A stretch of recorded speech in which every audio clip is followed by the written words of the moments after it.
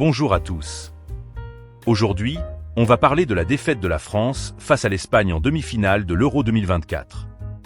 Un match douloureux pour tous les fans de l'équipe de France.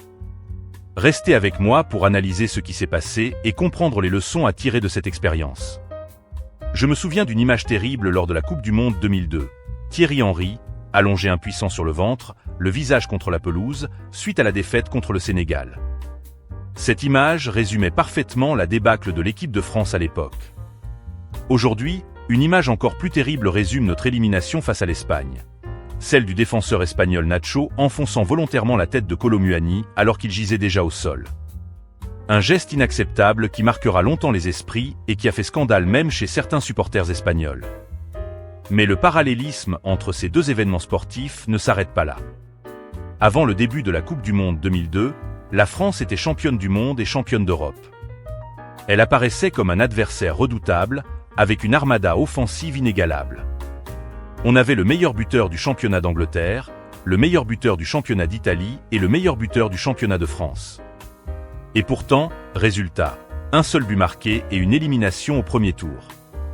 L'attaque a été loin de remplir les espoirs placés en elle. Avant le début de l'Euro 2024, la France était à nouveau une équipe crainte par ses adversaires, avec une attaque portée par Kylian Mbappé qui semblait redoutable. Et pourtant, résultat, un seul but marqué dans une phase de jeu, un but sur pénalty, et 2 buts grâce à des contre son camp adverse. Encore une fois, l'attaque a déçu, et notre progression jusqu'en demi-finale a surtout résulté de notre solidité défensive. Autre parallélisme, lors de la Coupe du Monde 2002, Zidane, notre meilleur joueur, se blesse avant le début de la compétition. Un feuilleton commence pour savoir s'il va pouvoir jouer, ce qui tient en haleine toute la France du football. Il ne joue pas les 2 premiers matchs. Il joue le 3e match sur une jambe, est élu meilleur joueur du match, mais la France perd tout de même et se trouve éliminée dès le premier tour. Pour l'Euro 2024, Kylian Mbappé, notre meilleur joueur, se blesse dès le premier match avec une fracture du nez. Un autre feuilleton commence pour savoir s'il va jouer les prochains matchs et dans quelles conditions. Finalement, il joue avec un masque, puis sans masque lors de la demi-finale perdue. On peut penser que cette blessure l'a handicapé. Concernant l'Euro 2024, si la qualité de jeu de l'équipe de France a été pauvre, contrairement à de nombreux commentateurs, je serai moins sévère. S'appuyer sur une forte assise défensive est plutôt une bonne chose. Cela a été le principal point fort de la France lorsqu'elle a remporté sa première Coupe du Monde en 1998. Mais il est difficile de s'identifier à cette équipe qui a tenu des propos déplacés alors que les élections législatives se déroulaient en France. C'est d'autant plus choquant que ces joueurs bénéficient d'une vie privilégiée sans rapport avec celle de la majorité des électeurs. Cette séquence a vraiment donné l'impression que la France des riches donnait la leçon à la France des pauvres. Depuis plusieurs années, certains joueurs de l'équipe de France tiennent des propos ou adoptent des attitudes qui leur font perdre des supporters. On s'attend à ce que les joueurs expliquent que cette défaite est la faute du Rassemblement national. Le prodige Kylian Mbappé a sombré lors de cet Euro et pourrait bien avoir commencé son déclin, comme expliqué dans une autre vidéo.